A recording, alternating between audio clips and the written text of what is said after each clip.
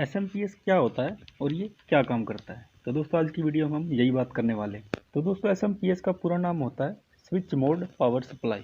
और ये जो एसएमपीएस होता है हमारे जो पीसी होते हैं उसमें भी यही लगा होता है, लेकिन जो वहाँ पे एसएमपीएस लगा होता है उसकी जो कंस्ट्रक्शन होती है वो थोड़ी अलग होती है।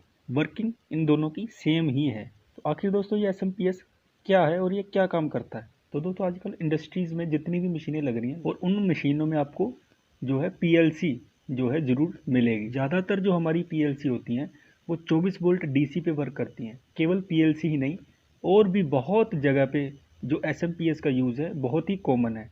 तो अगर आप कहीं इलेक्ट्रिकल फील्ड से रिलेटेड कहीं काम करते हैं तो आपको एसएमपीएस के बारे में पता होना बहुत ज़्यादा ज़रूरी है। तो दोस्तों मेन जो इसका एसएमपीएस का काम होता है ये एसी पावर को डीसी में कन्वर्ट करता है। तो फिर आपके दिमाग में ये क्वेश्चन जरूर आएगा कि ये काम तो रेक्टिफायर भी करता है, हम रेक्टिफायर को इसकी जगह पे यूज़ क्यों नहीं कर लेते। तो दोस्तों इसका कारण ये है कि जो रेक्टिफायर होता है जितनी सप्लाई हम उसको देते हैं वो उतनी ही सप्लाई को डीसी में कन्वर्ट करता है। मान लो हमारे पास 220 वोल्ट एसी है, तो अगर हम रेक्टिफायर से उसको डीसी में कन्वर्ट करेंगे तो वो 220 वोल्ट डीसी में ही कन्वर्ट करेगी। दोस्तों फिर आप ये कहेंगे कि इसके लिए हम ट्रांसफार्मर लगा सकते हैं, ट्रांसफार्मर से 220 को 24 वोल्ट में कन्वर्ट कर लेंगे और फिर रेक्टिफायर लगा के 24 वोल्ट को 24 वोल्ट डीसी में कन्वर्ट कर देंगे। तो उसके बाद फिल्टर लगा के उसको स्मूथ कर लेंगे। इन दोनों का काम तो सेम ही है, लेकिन इन दोनों की वर्किंग जो है इन दोनों को अलग कर देती है।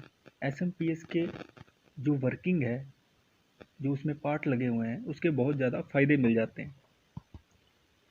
सबसे पहली बात तो दोस्तों जो अपनी एसएमपीएस होता है वो बहुत ही कॉम्पैक्ट होता है, मतलब साइज़ बहुत ही कम होता है, हम उसे कहीं भी लगा सकते हैं। दूसरी बात वो बहुत ज़्यादा एफिशिएंट होता है। ये वाला जो प्रोसेस है ट्रांसफार्मर रेक्टिफायर फिल्टर लगा के, इसकी जो एफिशिएंसी है ना वो 50 से 60 के बीच में रहती है, 50 से 60% के बीच में।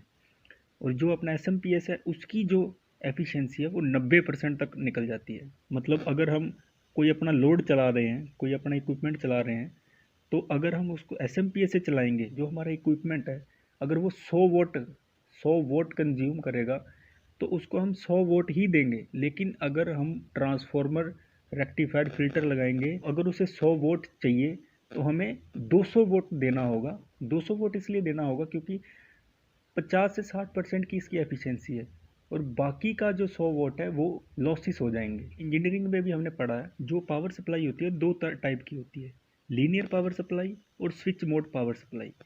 लीनियर पावर सप्लाई जो है, जो वही सिस्टम मैंने जो आपको बताया है ट्रांसफार्मर रेक्टिफायर फिल्टर लगा के, उसी को लीनियर पावर सप्लाई बोला जाता है।